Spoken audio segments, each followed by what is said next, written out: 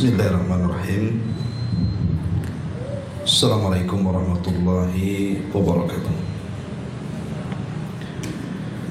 Alhamdulillah wassalatu wassalamu ala rasulillah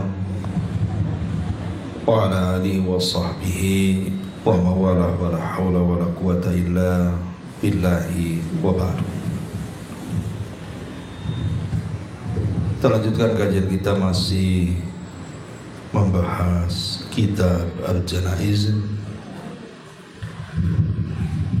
dan kita masih masuk pada hadis dari Buraidah radhiyallahu an,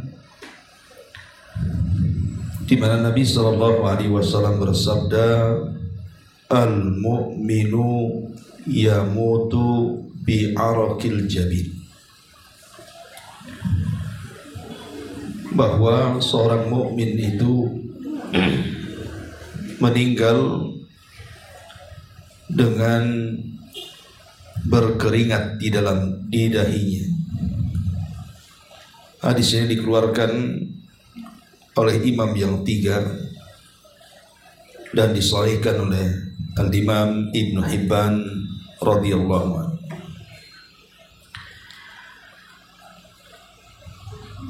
Baik, ma'asyiral muslimat yang dimuliakan Allah Subhanahu wa taala, hadis ini hadis daripada Buraidah radhiyallahu an menjelaskan kepada kita tentang alamat dari alamat husnul khatimah, ciri-ciri daripada baik akhir perjalanan hidup manusia, di mana salah satunya seorang mukmin itu dinyatakan husnul khatimah apabila saat kematiannya terdapat keringat di dahinya.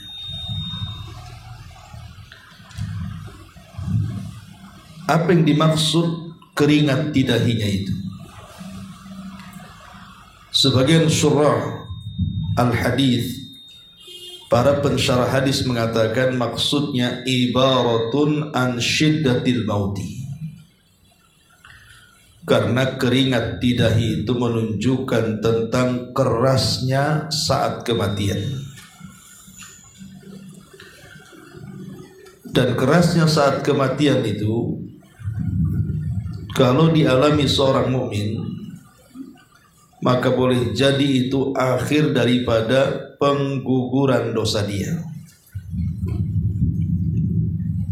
Jadi dengan kerasnya dia menghadapi kematian seorang mukmin sampai mengeluarkan keringat di dahinya, menunjukkan bahwa seorang mukmin saat kematian penuh dengan perjuangan,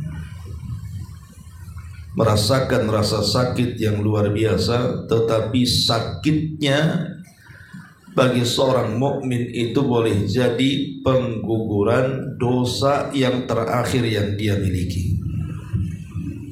Ini satu pendapat. Pendapat yang lain maksudnya bi arakil jabin, dengan keringat di dahi itu maksudnya alamatul khairi indal mauti. Itulah tanda-tanda yang menunjukkan kebaikan saat menjelang ajalnya. Jadi tanda-tanda kebaikan saat menjelang ajalnya seorang mukmin itu ditandai dengan adanya keringat di dahinya. Padahal terkadang cuacanya sangat dingin tapi bisa berkeringat. Itu menunjukkan bahwa ada tanda-tanda kebaikan saat kematiannya. Al-Imam Ibnul Malik rahimahullahu ta'ala, beliau mengatakan yashtaddul maut 'alal mu'min bihaitsu ya'riku jabinahu min asy-syiddati litamhisi dhunubihi aw litazayyudi darajatihi. Katanya Ibnul Malik, dia mengatakan yashtaddul mautu 'alal mu'min, terkadang kematian bagi seorang mukmin itu sangat keras. Bihaitsu ya'riku jabinahu, di mana seorang mukmin itu berkeringat dahinya minasyiddah, karena kerasnya dia menghadapi kematian. Tidak lain dan bukan, kata beliau, hikmahnya adalah litamhisi dzunubihi, pertama untuk menggugurkan dosa-dosanya, atau litazayyud darajati, atau boleh jadi untuk menambah tingkatan derajatnya di sorga. Ma'asyiral muslimat yang dimuliakan Allah Subhanahu wa taala. Jadi di sini ada dua hikmah kenapa di antara alamat kebaikan seorang mukmin itu ada alamat di dahinya dengan keluarnya keringat, karena di situ tanda bahwa dosa-dosanya akan diampuni atau derajatnya akan ditinggikan.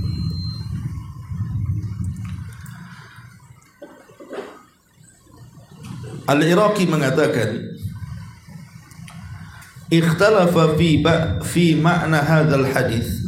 Sebagian para ulama berselisih pendapat tentang makna hadis ini. Faqila, maka dikatakan, anna araqal jabini, bahwa adanya keringat di dahi itu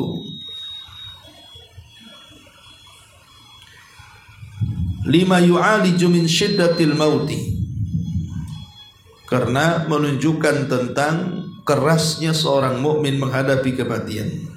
Ini satu alasan. Alasan yang kedua, minal haya'i, karena rasa malunya seorang mukmin ketika menghadapi kematian dan akan menghadap Allah, sehingga perasaan malu seorang mukmin itu ditandai dengan keringat di dahinya. Ini kata Imam Al-Iraqi, bahwa kenapa seorang mukmin itu berkeringat di dahinya, boleh jadi karena kerasnya saat menghadapi kematian, atau rasa malunya dia saat menghadapi kematian karena terlampau banyak dosa yang akan dihadapkan kepada Allah Subhanahu wa taala. Saking malunya karena adanya dosa yang akan dihadapkan kepada Allah, sampai akhirnya dahinya berkeringat. Inilah diantara penjelasan para ulama tentang makna seorang mukmin itu ditandai kematiannya dengan berkeringat di dahinya. Ma'asyiral muslimat yang dimuliakan Allah Subhanahu wa taala. Kita tahu bahwa amal itu kan ditentukan akhirnya. Amal itu ditentukan akhirnya, bukan awal, bukan tengah. Makanya ada hadis Bukhari mengatakan, innamal a'malu bi khawatimiha. Amal itu ditentukan oleh akhirnya. Dan segala sesuatu yang akhir itu adalah menentukan. Ramadan umpamanya ada 10 awal, ada 10 tengah, ada 10 akhir. Yang menentukan Ramadan itu bukan awal, bukan tengah, tapi akhirnya. Umur manusia juga sama. Ada dari 1 tahun sampai 15 tahun. Itu masa-masa remaja. Kemudian dari 15 tahun ke 40 tahun itu masa-masa dewasa. Kemudian dari 40 tahun sampai menjelang kematiannya itu masa-masa tua. Artinya yang menentukan kehidupan seseorang baik buruknya. Jadi sesuatu yang akhir itu yang menentukan. Makanya seorang mukmin itu dia harus takut kalau seandainya akhir perjalanan hidupnya itu ditutup dengan su'ul khatimah. Dari sini Allah Subhanahu wa taala mengatakan, wala tamutunna illa wa antum muslimun. Janganlah kalian mati kecuali kalian mati dalam posisi menjadi orang-orang yang muslim. Itu pula yang kemudian dikatakan Nabi Yusuf alaihi salatu wassalam, tawaffani muslimah, tawaffani musliman wa alhiqni bis salihin. Ya Allah, wafatkan aku dalam kondisi muslim dan libatkan aku dengan orang-orang yang saleh. Taib masyarul muslimat yang dimuliakan Allah Subhanahu wa taala. Jadi husnul khatimah itu artinya akhir yang baik. Lah dalil yang menunjukkan tentang adanya su'ul khatimah dengan husnul khatimah ini adalah hadis Nabi sallallahu alaihi wasallam yang mengatakan, "Idza aradallahu bi 'abdihi khairan." Apabila Allah Subhanahu wa taala menghendaki kebaikan pada hambanya, ista'malahu, maka Allah akan memanfaatkan hamba itu. Qalu, sahabat mengatakan, kaifa yasta'milu? Rasul, bagaimana kemudian Allah akan memanfaatkan hamba itu? Maka Rasul mengatakan, yuwaffiquhu li amalin salihin qabla mautihi. Maka Allah akan memberinya taufik untuk beramal saleh sebelum dia meninggal. Jadi kalau sebelum kematiannya tiba-tiba dia berubah, yang tadinya kurang ibadahnya jadi rajin ibadahnya, kemudian juga sikapnya yang tadinya tidak baik menjadi baik, dan ditutup akhir kehidupannya dengan terus istiqamah di atas kebaikan, maka itu tanda dari tanda-tanda husnul khatimah.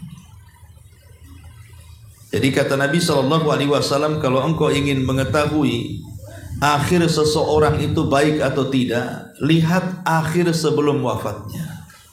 Apakah diberikan taufik untuk beramal saleh atau tidak? Karena senada dengan surah Fussilat ayat 30.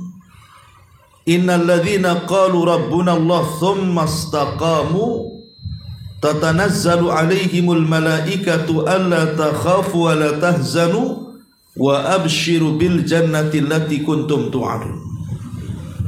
Sungguhnya orang-orang yang mengatakan Rabb kami Allah, kemudian mereka istiqamah dengan pendirian itu, maka para malaikat akan turun kepada mereka dan akan mengatakan, janganlah kamu takut, jangan pula engkau sedih, dan bergembiralah karena sorga sudah menantimu. Dari ayat ini dan hadis tadi menunjukkan bahwa husnul khatimah itu ada, sebagaimana su'ul khatimah juga ada. Makanya Nabi SAW mengatakan, man ahabba liqa Allah, man ahabba liqa Allah ahabba Allahu liqa'ah, wa man kariha liqa Allah kariha Allahu liqa'ah. Barang siapa yang suka berjumpa dengan Allah, maka Allah pun suka berjumpa dengan dia. Tapi siapa yang benci berjumpa dengan Allah, maka Allah pun tidak suka berjumpa dengan dia. Lah, hadis yang kita bahas ini adalah satu dari sekian tanda dari tanda-tanda husnul khatimah.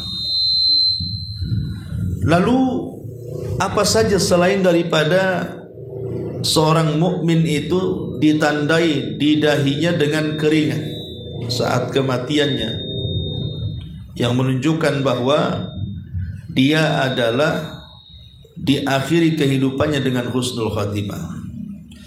Ada 19 tanda yang disebutkan para ulama selain daripada tanda yang terdapat dalam hadis ini. 1. Tanda-tanda husnul khatimah ketika saat kematiannya dia bisa mengucap kalimatut tauhid, la ilaha illallah. Karena Nabi SAW mengatakan, man kana akhiru kalamihi la ilaha illallah dakhalal jannah. siapa yang akhir ucapannya kalimat la ilaha illallah, maka ia akan masuk surga. Dan subhanallah, kalimat ini sebenarnya satu-satunya kalimat yang memungkinkan diucapkan orang yang sedang sakaratul maut. Jadi kalimat yang paling mudah yang diucapkan orang sedang sakaratul maut adalah kalimat la ilaha illallah. Tetapi walaupun mudah mengucapkannya, rupanya tidak banyak orang mendapatkan taufik untuk mengucapkannya. Ini yang pertama. Yang kedua, meninggal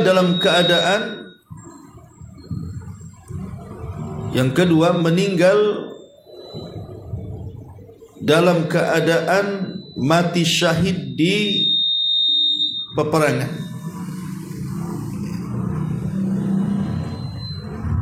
Dan itu disebutkan di dalam sebuah hadis Nabi SAW mengatakan, ya, terlalu ini ya. Coba agak dijauhkan. Iya. Dan itu disebutkan di dalam ayat surah Ali Imran ayat 169 sampai 171. Wala tahsabanna alladhina qutilu fi sabilillahi amwatan bal ahya inda rabbihim yurzaqun. Janganlah kamu mengira bahwa orang-orang yang gugur di jalan Allah itu mati, bahkan mereka itu hidup di sisi Tuhannya dengan mendapatkan rizki yang terus menerus. Ayat ini ada asbab nuzulnya. Jadi ayat ini turun kepada ayahanda Jabir ibn Abdullah radhiyallahu anhu, namanya Abdullah ibn Haram. Jadi saat Abdullah ibn Haram ini gugur di perang Badar, gugur di perang Uhud, Nabi SAW mengabarkan kepada Jabir, karena Jabir ketika ayahnya meninggalkan sedih. Bagaimana tidak sedih? Dia orang tua satu-satunya, sementara dia harus memikul beban menanggung 9 adiknya. Ibunya sudah meninggal, kemudian itulah orang tua yang terakhir. Tiba-tiba Allah takdirkan mati syahid. Jadi Jabir ini akhirnya sedih. Karena sedihnya dia pun menangis di hadapan jasad orang tuanya. Maka Nabi SAW menghampiri Jabir, kemudian menjelaskan, wahai Jabir, menangis atau tidak menangis, ayahmu telah mati syahid. Dan Allah Subhanahu wa ta'ala telah mengajak bicara ayahmu tanpa penerjemah. Kemudian Allah mengatakan kepada ayahmu, tamanna ya abdi, berangan-anganlah wahai hambaku. Kira-kira kalau engkau menghendaki sesuatu, kira-kira mau minta apa? Maka kata ayahandanya Jabir, Abdullah ibn Haram, dia mengatakan, ya Rabb, aku tidak berangan apapun kecuali kau hidupkan kembali kami ke dunia, biar kami bisa berjihad kedua kalinya dan mati syahid kedua kalinya. Tapi Allah mengatakan tidak mungkin, mustahil, orang yang sudah mati hidup lagi. Kemudian kata Abdullah ibn Haram, kalau orang mati tidak mungkin hidup kembali, kalau begitu habarkan kondisiku kepada Jabir dan keluargaku. Habarkan kondisiku di sisimu kepada Jabir dan keluarganya. Maka dari sini turun ayat, wala tahsabannal ladzina qutilu fi sabilillahi amwatan bal ahya inda rabbihim yurzaqun. Jangan kamu mengira bahwa orang-orang yang gugur di jalan Allah itu mati, bahkan mereka itu hidup di sisi Tuhannya dengan mendapatkan rizki mereka dalam keadaan gembira. Jadi habarkan kepada Jabir, jangan sedih, itu maksudnya. Karena ayahnya sudah mendapatkan apa yang dikehendaki semua manusia, mati syahid. Ini yang kedua. Yang ketiga, meninggal di malam Jumat atau siang harinya. Nabi mengatakan, ma min muslim yamutu yaumal jum'ati aw lailatal jum'ati illa waqahu Allahu fitnatal qabri. Tidaklah seorang muslim meninggal pada hari Jumat atau malam Jumat, melainkan Allah akan menjaga dia dari fitnah kubur. Jadi kalau seorang mukmin dipilihkan hari meninggalnya Jumat atau malam Jumat, boleh jadi itu salah satu dari tanda-tanda husnul khatimah. Kemudian yang keempat juga, al-mu'min yamutu bi arakil jabin, sebagaimana hadis yang kita baca, seorang mukmin itu wafat dalam keadaan berkeringat di dahinya. Kemudian yang kelima, mati atau meninggal karena sebuah penyakit. Jadi meninggal karena sebuah penyakit. Nabi SAW mengatakan, at-ta'un syahadatu likulli muslim. Wabah penyakit ta'un itu adalah mati syahid bagi setiap muslim. Penyakit ta'un di masa lampau itu sebuah azab. Jadi Allah Subhanahu wa taala kalau mengadab sebuah kaum, maka yang diturunkan adalah ta'un. Dan itu banyak sekali kisah-kisah turunnya ta'un di zaman Bani Israel. Umpamanya kisah tentang sebuah negeri di Baitul Maqdis. Itu pernah terjadi ta'un yang menyebabkan ribuan melayang. Akhirnya kemudian yang selamat keluar dari Baitul Maqdis. Rupanya yang selamat ini juga ditakdirkan Allah cabut nyawa mereka tanpa menyebutkan apa alasannya atau apa penyebabnya. Karena itu digambarkan dalam Al-Quran, alam tara ilal ladzina kharaju min diyarihim wa hum ulufun hadaral maut. Tidakkah engkau melihat orang-orang yang keluar dari sebuah negeri, mereka menghindar karena sebuah kematian. Karena sudah banyak ribuan orang mati di negeri itu, mereka pun menghindar dari kematian, tetapi rupanya mereka dicegat dengan kematian. Jadi menghindar dari kematian tidak mencegah takdir kematian.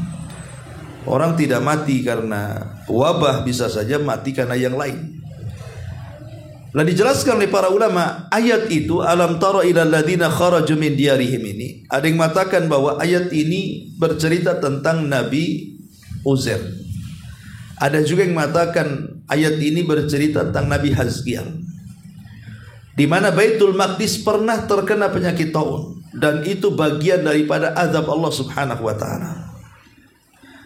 Kemudian yang kedua, kisah tentang Bal'am bin Ba'urah ketika hendak mendoakan keburukan kepada Nabi Musa dan Bani Israel.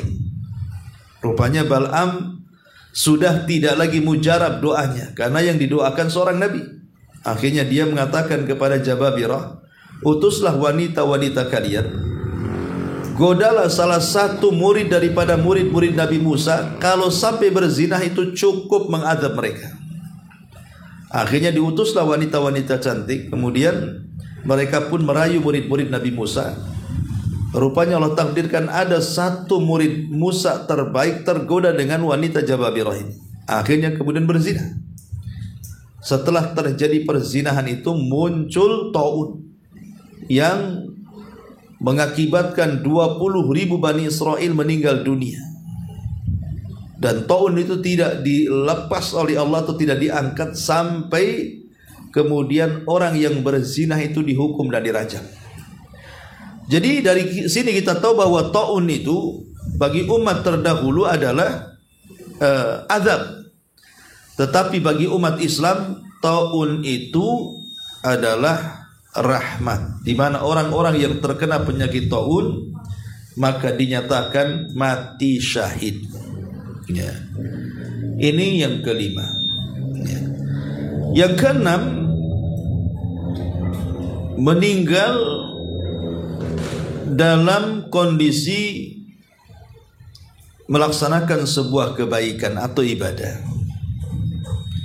Ya, boleh jadi mungkin saat sholat dia meninggal, saat puasa dia meninggal, saat baca Quran dia meninggal, di tempat-tempat baik dia meninggal, di Mekah, di Madinah dan begitu seterusnya. Maka itu juga di antara tanda-tanda bahwa ada kemungkinan dia mati husnul khatimah. Kemudian yang nomor 7, mati karena sakit perut. Mati karena sakit perut. Nabi SAW mengatakan, man mata fi al-batni fahuwa syahid. Siapa yang mati karena sakit perut, maka dia mati syahid. Jadi orang yang diuji dengan sakit perut, kemudian Allah takdirkan mati pula karena sakit perut itu, maka itu tanda-tanda syahidnya seorang mukmin. Dan itu husnul khatimah.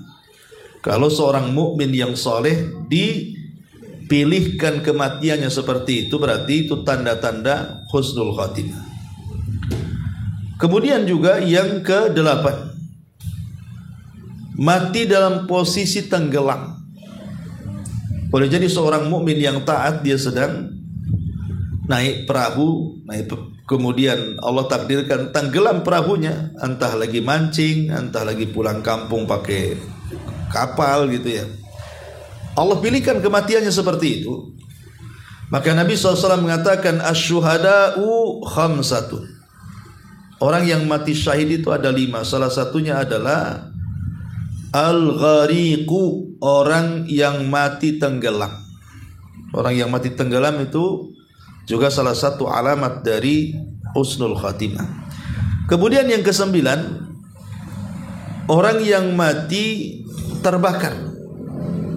Boleh jadi mungkin seorang mukmin ini terperangkap dalam sebuah gedung. Mungkin dia sedang bekerja di sebuah gedung, tiba-tiba kemudian terjadi kebakaran dan dia tidak bisa keluar dari situ. Akhirnya dia meninggal karena luka bakar. Maka Rasul juga mengatakan asyuhada'u khamsun. Orang yang mati syahid itu ada 5. Salah satunya adalah, kata Nabi SAW, wasahibul hadmi. Wasahibul hadmi. Dan orang yang tertimpa reruntuhan bangunan. Juga diartikan orang-orang yang terbakar. Kemudian yang nomor 9, yang nomor 10, meninggalnya seorang wanita saat melahirkan. Nabi SAW mengatakan, ketika sahabat Abdullah ibn Rawahah bertanya, Rasul, atadri man syuhada ummati? Awalnya Abdullah ibn Rawahah bertanya, fama tazawwaj lahu an firashihi. Jadi Abdullah ibn Rawahah ini radhiyallahu an mengatakan bahwa Rasul itu tidak pernah jauh dari tempat tidurnya. Kemudian Rasul mengatakan di pembaringannya kepada Abdullah ibn Rawahah ini, tahukah kamu siapa yang mati syahid dari umatku ini? Maka kata sahabat, Allah dan Rasulnya yang tahu. Boleh jadi mereka adalah qatlul muslim, orang yang mati syahid dalam rangka terbunuhnya seorang mukmin dalam pertempuran. Maka Rasul mengatakan kalau itu berarti orang yang mati syahid sedikit. Kemudian sahabat mengatakan, kalau begitu siapa lagi orang-orang yang mati syahid selain orang yang mati dalam pertempuran itu? Maka Nabi SAW menyebutnya, salah satunya adalah wal mar'atu yaqtuluha waladuha jam'ah. Kata Nabi SAW, dan seorang wanita yang meninggal dengan sebab anaknya, dia saat dia nifas, dia meninggal dunia. Jadi seorang yang meninggal, wanita yang meninggal saat melahirkan, itu dianggap husnul khatimah alias syahid. Kemudian yang nomor 11,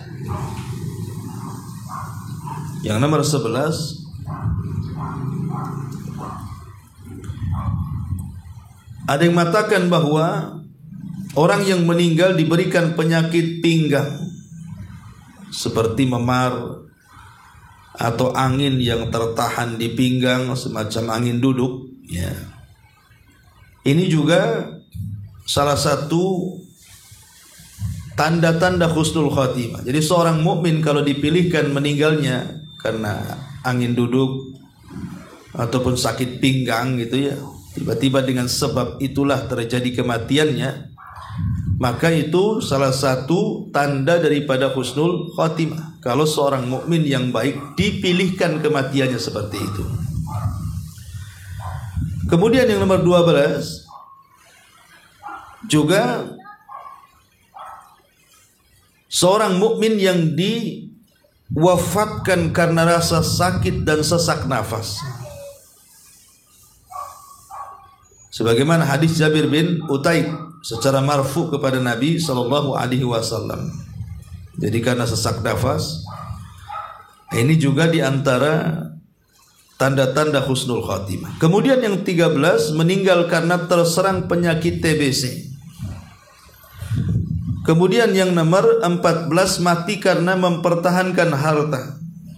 Boleh jadi umpamanya seorang muslim sedang berada di rumahnya, tahu-tahu rampok datang.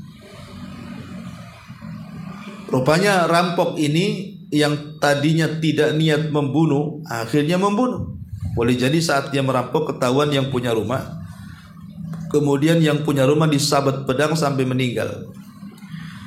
Maka seorang yang mempertahankan hartanya dari orang-orang yang hendak merampasnya, seperti para perompak dan para perampok itu, kalau Allah takdirkan dia mati syahid saat membela kekayaannya, maka dia mati terhormat karena dia dianggap mati syahid. Ataupun membela agama. Seorang yang membela agamanya, kemudian Allah takdirkan meninggal saat membela agamanya, maka dia mati syahid. Atau membela jiwanya, mempertahankan jiwanya. Juga yang nomor 16 juga termasuk mati syahid. Kemudian yang nomor 17 mati saat berjaga-jaga di jalan Allah. Boleh jadi dia ditugaskan di perbatasan, tiba-tiba kemudian diserang oleh musuh, meninggal. Maka orang yang berjaga-jaga di perbatasan di jalan Allah, maka dia dianggap mati syahid. Termasuk juga meninggal saat beramal saleh. Tadi saya sudah dijelaskannya. Kemudian yang nomor 19, orang yang dibunuh oleh penguasa zalim. Seseorang yang dibunuh oleh penguasa zalim.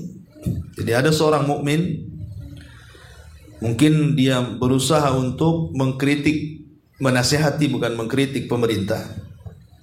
Rupanya dia mendapatkan kezaliman dari pemerintah sampai dibunuh. Maka orang-orang yang juga dibunuh oleh penguasa zalim, maka dianggap oleh para ulama sebagai orang yang mati syahid. Inilah 19 faktor ataupun alamat seseorang itu dinyatakan husnul khatimah.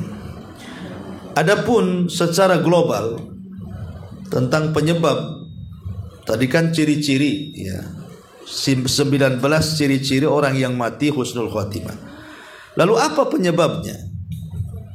Apa yang menjadikan sebab seseorang itu bisa meninggal husnul khatimah itu? Pertama, ya, karena faktor istiqomah. Kebanyakan orang meninggal husnul khatimah itu karena faktor kontinu ataupun istiqomah.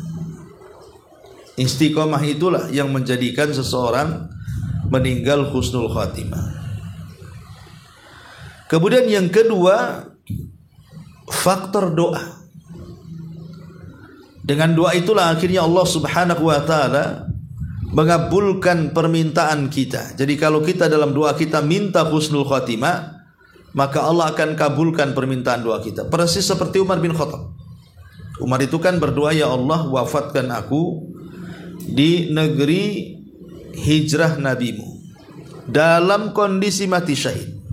Itu aja yang doanya Umar dalam setiap salatnya. Doa Umar hanya itu saja, hanya dua, minta mati syahid Yang kedua, matinya di tempat hijrah Nabi. Bukan mustahil bagi Allah Subhanahu wa taala, walaupun bagi kita mustahil. Kenapa dianggap mustahil? Karena di zaman Umar itu kan kekuatan kaum muslimin kan di atas kejayaannya. Siapa yang akan menyerang kota Madinah? Tidak ada yang akan menyerang kota Madinah. Tapi Allah Subhanahu wa taala takdirkan dengan masuknya budak Mughirah ibn Syu'bah, orang Majusi ini, sebagai pandai besi. Rupanya perantara Majusi inilah pula Umar meninggal dunia ditusuk saat sholat subuh. Jadi Umar bin Khattab radhiyallahu anhu mati syahid ditusuk Abu Lu'lu Majusi ini karena salah satunya faktor doa dia. Dia akan berdoa terus seperti itu. Allah kabulkan. Dia mati syahid saat mengimami di Masjid Nabawi sholat subuh. Jadi yang kedua juga di antara faktor husnul khotimah itu juga adalah banyak-banyak berdoa, minta kepada Allah agar kita diwafatkan husnul khotimah. Kemudian yang ketiga, ini juga yang paling penting, bukan hanya sekedar istiqomah, kemudian juga berdoa adalah mengerahkan segala kemampuan. Jadi lawan segala kemalasan. Pamannya malas sholat, lawan tetap sholat. Malas puasa, lawan tetap puasa. Malas ke majelis ilmu, lawan tetap hadir. Dan begitu seterusnya. Atau dengan bahasa Quran itu disebut mujahadatun nafsi, melawan jiwa, melawan hawa nafsu. Itulah yang dikatakan dalam Al-Quran, wa man yujahidu fina lanahdiyannahum subulana. Siapa yang memiliki sikap kesungguh-sungguhan di dalam mengejar hidayah, maka kami akan berikan hidayah kepada dia. Boleh jadi dengan kesungguhan itu dia diwafatkan dalam posisi husnul khotimah. Itulah 3 penyebab terbesar seseorang itu mati husnul khotimah. Kebalikan daripada husnul khotimah adalah su'ul khotimah, akhir yang buruk bagi seseorang saat menjelang wafatnya. Ya tentu kalau cerita tentang su'ul khotimah adalah kebalikan daripada husnul khotimah. Jadi 19 tanda yang tadi saya sebutkan, kebalikan daripada itu, kalau meninggal maka su'ul khotimah. Ma'asyiral muslimat yang dimuliakan Allah Subhanahu wa taala. Tetapi kan su'ul khotimah kan ada tingkatan-tingkatannya. Tingkatan terjelek orang yang mati su'ul khotimah itu adalah orang yang hatinya penuh dengan keraguan dan juga penentangan saat sakaratul maut, kemudian dia mati dalam posisi ragu-ragu terhadap Allah dan agamanya, ragu-ragu terhadap tauhid, ragu-ragu terhadap sunnah, ya. Bahkan jadi setan datang memberikan waswas, suruh kita pindah ke agama orang lain. Ya, jadi kalau itu kita ikuti saat meninggal dunia, orang yang menyaksikan di sekitarnya disangka kita mati muslim, padahal dia mati kafir. Ya, karena terkena waswas setan. Sehingga Imam Ibnul Qayyim itu sampai menjelaskan ada seorang pemabuk yang keranjingan dengan minuman keras, boleh jadi sudah kecanduan. Jadi saat meninggal dunia, overdosis itu, dia ditalkin untuk mengucapkan kalimat la ilaha illallah, al jaza min jinsil amal. Balasannya disesuaikan dengan amalannya. Ketika di dunia dia mabuk, maka saat kematiannya dia mabuk juga. Jadi dia mengatakan kepada orang yang mentalkinnya, kafartu bima taqul. Aku kufur dengan ucapan yang kau ucapkan. Jadi setiap pentalkin mengatakan katakan la ilaha illallah, maka dia pun mengatakan aku kufur dengan kalimat itu. Itulah namanya al-jaza min jinsil amal. Karena saat sebelum meninggalnya, sehingga saat kematiannya Allah buat mabuk, sehingga dia tidak sadar apa yang ditalkinkan di telinganya, malah dia kufur dengan kalimat itu, naudzubillah. Jadi itu tingkatan terjelek dalam su'ul khatimah, ketika hatinya dipenuhi dengan keraguan dan penentangan saat sakaratul maut. Kemudian yang kedua, ya tingkatan yang lebih rendah daripada itu, orang yang hatinya cenderung kepada urusan dunia, ya, atau keinginan syahwatnya, Umpamanya ketika sebelum wafatnya justru dia menasihati keluarganya agar menjaga dunianya. Sebelum meninggal wasiatnya, tolong itu kebun belakang rumah jangan dijual, umpamanya kan. Terus meninggal. Ya. Kalau seandainya wasiatnya sebelum meninggal kok masalah dunia saja, ya tolong tuh perusahaan tuh jaga, ya. Kemudian meninggal. Atau nanti kalau saya sembuh antar saya ke Singapura, apain jalan-jalan nengok singa, terus meninggal. Jadi kan ini kalimat-kalimat yang bersifat duniawi kemudian diakhiri dengan kalimat-kalimat dunia, ini suul khotimah namanya. Tetapi tingkatannya lebih rendah, ya kan? Karena tingkatan yang pertama itu kan memang menentang, ragu-ragu dengan tauhid, dengan syahadat gitu. Kalau yang kedua kan tidak, dia hanya cenderung kepada dunia saja sebelum wafatnya. Tapi dua-duanya menunjukkan apa? Tingkatan bahwa orang itu meninggal su'ul khotimah. Nah dari sinilah kita tahu uraian-uraian bahwa seorang muslim itu harus berdoa kepada Allah Subhanahu wa taala dan diwafatkan dengan 19 tanda yang disebutkan para ulama. Wallahu a'lam. Ini diantara keterangan hadis Buraidah radhiyallahu anhu. Baik, sampai di sini kita buat tanya jawab saja.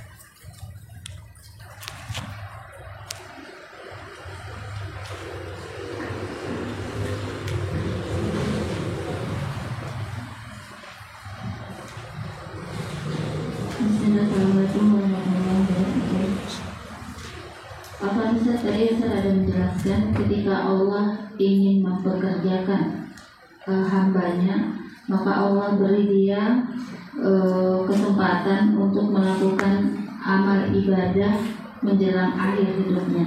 Yang menjadi pertanyaan adalah dia itu ketika habis banyak masa mudanya atau separuh dari usianya itu dia melakukan maksiat Ustaz. Kemudian dia hanya melakukan ketaatan kepada Allah itu sedikit aja di sisa usianya, misalnya hanya 1 tahun atau beberapa bulan di menjelang kematian dia melakukan kebaikan, setelah itu meninggal. Apakah ini termasuk orang yang Allah manfaatkan dia untuk melakukan ketaatan seperti yang Ustaz sampaikan tadi? Ya, alhamdulillah. Ada seorang sahabat dari sahabat-sahabat Ansor. Jadi ketika Mus'ab ibn Umair radhiyallahu an ditugaskan berdakwah dari Mekah ke Madinah, dia berhasil mengislamkan 2 tokoh Ansor ketika itu. Pertama Sa'ad ibn Mu'ad, itu tokoh Aus, dan yang kedua Sa'ad ibn Mu'ad. Sa'ad ibn Ubadah itu tokoh dari Khazraj. Jadi saat Sa'ad ibn Ubadah ini dia masuk Islam disebabkan oleh Mus'ab bin Umair, dia kan pulang kemudian mendakwahkan Islam ke kaumnya Aus, bahkan mengancam orang-orang Aus, siapa yang tidak masuk Islam jangan satu atap denganku. Mau tidak mau akhirnya orang-orang Aus mengikuti gaya kepemimpinan Sa'ad bin Mu'ad, masuk Islam semuanya orang-orang Aus ini, kecuali 1 orang, dia nggak mau masuk Islam. Ya. Lah ketika terjadi perang Uhud, yang 1 orang ini namanya Usairim. Jadi Usairim ini datang kepada Rasul, izinkan aku terlibat perang karena aku ingin membela kabilahku, katanya. Kata Rasul, tidak bisa, kamu masih musyrik.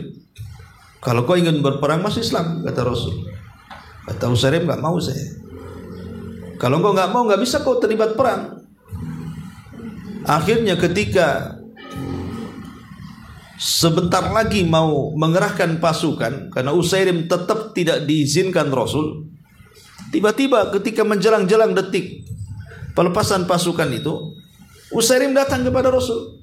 dan mengatakan, ya Rasulullah, baik saya akan masuk ke agamamu, izinkan aku perang, karena aku ingin membela kabilahku. Akhirnya kemudian Rasul mengizinkan Usairim perang setelah mengucapkan 2 kalimat syahadat. Akhirnya dia mati dalam pertempuran itu. Kemudian Nabi SAW mengatakan, Usairim fil jannah, Usairim ada di surga. Abu Hurairah radhiyallahu anhu ketika meriwayatkan hadis ini, dia mengatakan kepada orang-orang, tahukah kalian siapa manusia yang tidak pernah sujud walaupun 1 kali, tapi dia bisa masuk surga? Sahabat mengatakan, kau cerita aja wahai Abu Hurairah. Kata Abu Hurairah, ada. Kemudian Abu Hurairah menunjukkan kisahnya Usairim. Itulah Usairim. Dia tidak pernah sujud, tidak pernah ruku, tidak pernah sholat, tapi bisa masuk surga. Kenapa? Karena mati syahid. Di akhir-akhir hayatnya dia masuk Islam, kemudian mati syahid. Lah kalau seandainya Usairim saja yang seumur hidupnya menyekutukan Allah Subhanahu wa ta'ala, hanya dalam waktu 1 hari dia bertobat masuk Islam, kemudian mengucapkan 2 kalimat syahadat, di hari itu dia mati syahid dan gugur, Rasul mengatakan masuk surga. Ya, berarti apa yang digambarkan tadi, bahwa orang yang boleh jadi mungkin selama 50 tahun bergelimang maksiat, kemudian sebelum ajalnya 10 tahun dia berhijrah dan bertobat, ya Allah Subhanahu wa ta'ala boleh jadi memilih kematiannya husnul khatimah. Karena hadisnya kan jelas, Innallaha idza aradal 'abda bi khairin ajjalahu atau ista'malahu. Wa ma ista'malahu ya Rasul yuwaffiquhu li amalin salihin. Ya, ketika orang itu diberikan taufik untuk beramal soleh di akhir-akhir hidupnya, berarti Allah berkehendak lain, orang ini tidak berbuat jahat, tapi Allah arahkan kepada kebaikan. Maka orang yang seperti ini insyaallah dia husnul khatimah kan? Karena jelas mengikuti hadis Nabi SAW. Karena kan ingat hadis tentang 2 orang yang berkawan di bulan Ramadan. Jadi ada orang yang berkawan, yang satu mati syahid, yang satu mati dalam pembaringan. Tapi dua-duanya masuk Islam di zaman Rasul, sama masuk Islamnya. Cuman yang satunya semangat beribadah, kemudian semangat jihad, akhirnya mati syahid. Yang kawannya tidak mati syahid, tetapi meninggal 1 tahun setelahnya. Setelah dua-duanya meninggal, dihadapkan di pintu sorga, yang 1 tahun setelahnya yang mati di pembaringan disuruh masuk sorga duluan, sementara yang mati syahid belakangan. Jadi Tolha yang melihat fenomena seperti dalam mimpinya, dia terbangun. Dia bertanya kepada Rasul, kok Rasul saya mimpinya aneh nih. Kok ada orang mati syahid, kawannya tidak mati syahid, cuman bedanya 1 tahun setelahnya meninggal di pembaringan. Tapi kenapa ketika dihadapkan di pintu surga yang mati syahid belakangan, kawannya pula duluan? Kata Rasul, kenapa kalian heran? Bukankah orang yang tidak mati syahid yang meninggal 1 tahun setelahnya, dia mendapatkan bulan Ramadan? Boleh jadi dia puasa di bulan Ramadan, boleh jadi dia mendapatkan Lailatul Qadar. Maka jarak dia bagikan jarak barat dan timur, katanya. Sudah wajar Allah masukkan ia ke dalam surga. Ya. Dari sini kita tahu bahwa terkadang ada amalan-amalan yang kita anggap remeh, lebih kecil, rupanya itu besar di sisi Allah. Tapi ada amalan-amalan besar di mata kita, rupanya kecil di sisi Allah, gitu maksudnya. Boleh jadi orang yang mungkin juga, ya setiap hari dia beramal soleh, setiap hari dia beramal soleh, dia mempertahankan keistiqomahannya, tapi sekali-kali tergelincir, kemudian tobat lagi, sekali-kali tergelincir, tobat lagi. Itu tidak lebih baik daripada orang yang selama hidupnya dia tergelincir, tapi sekali tobat dia tidak pernah tergelincir, walaupun boleh jadi mungkin hanya sebentar. Ya. Hanya sebentar, umpamanya hanya berapa puluh tahun. Secara ilmu dagang itu ndak balance gitu ya. Ibaratnya dosanya 50 tahun, tobatnya 10 tahun, itu kan ilmu dagang nggak modalnya belum balik itu namanya. Masih banyak dosanya dibandingkan pahalanya kan. Tapi kan Allah Subhanahu wa taala terkadang Maha Rahim. Diberikannya waktu-waktu tertentu di mana waktu itu kalau kita dapat umpamanya bisa menutup dosa-dosa kita, seperti Lailatul Qadar. Kalau orang mendapatkan Lailatul Qadar berarti sama dengan beribadah 83 tahun, itu kan bisa nutup dosa. Nah, contoh seperti itu ya. Maka pertanyaan tadi ya bisa saja orang yang ditutup kehidupannya dengan kebaikan maka masuk di antara husnul khatimah. Wallahu a'lam. Satu lagi Ustaz, kembali kepada topik yang tadi Ustaz, sebab-sebab husnul khatimah adalah yang istiqomah. Nah, istiqomah ini apakah dia keterusan dalam ketaatan atau orang yang jatuh kemudian tobat, jatuh kemudian tobat, jatuh ke dalam maksiat kemudian tobat lagi, apakah ini bisa disebut dia istiqomah dalam hidupnya Ustaz? Ya, alhamdulillah. Istiqomah itu bukan orang yang tidak pernah maksiat, karena tidak ada manusia yang tidak maksiat. Manusia itu bukan malaikat yang sama sekali tidak berbuat dosa ya.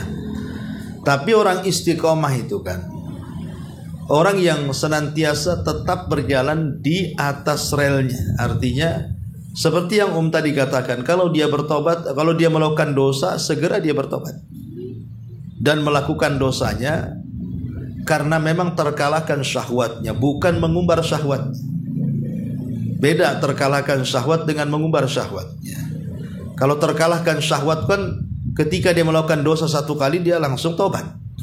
Tapi kalau mengumbar syahwat kan berkali-kali diingatkan baru dia tobat ya. Jadi istiqomah banyak para ulama yang kemudian mereka tergelincir kemudian diarahkan oleh kawan-kawannya, oleh murid-muridnya, akhirnya balik lagi istiqomah. Nah, jadi istiqomah tidak mesti orang tidak jatuh ke dalam dosa, karena tidak ada orang yang tidak jatuh ke dosa ya. Tapi maksudnya kalau dia pun jatuh ke dosa maka dia segera bertobat. Dia segera bertobat kepada Allah Azza wa Jalla. Karena Allah mengatakan innal ladzina qalu rabbuna Allah tsumma istaqamu. Orang-orang yang mengatakan Rabb kami Allah kemudian istiqamah. Apa maksudnya Rabb kami Allah kemudian istiqamah? Jadi orang-orang yang mengatakan Rabb kami Allah, ketika kita katakan Rabb kami Allah berarti konsekuensinya apa yang Allah perintahkan kita lakukan, apa yang Allah larang kita tinggalkan, apa yang Allah haramkan kita jauhi, apa yang Allah halalkan kita nikmati. Itulah istiqamah dengan 4 perkara itu. Maka kalau kita bisa menjalankan perintah, menjauhi larangan, menikmati yang dihalalkan, menjauhi yang diharamkan ya, dengan daya upaya kita sebagai manusia, kalaupun sekali-kali mungkin terjerumus kepada dosa tapi dia kembali, maka insya Allah, karena bagaimanapun orang itu kan harus dibedakan antara beramal soleh dengan melakukan dosa. Itu kan perkara yang berbeda. Orang yang melakukan dosa dengan beramal soleh itu perkara yang berbeda. Karena ada di masyarakat, contoh umpamanya yang sering saya contohkan, ngapain pakai jilbab kalau seandainya lidahnya masih menggibah? Ngapain pakai cadar kalau masih namimah? Umpamanya kan gitu. Kan harus dibedakan antara jilbab dengan gibah. Jilbab, gibah.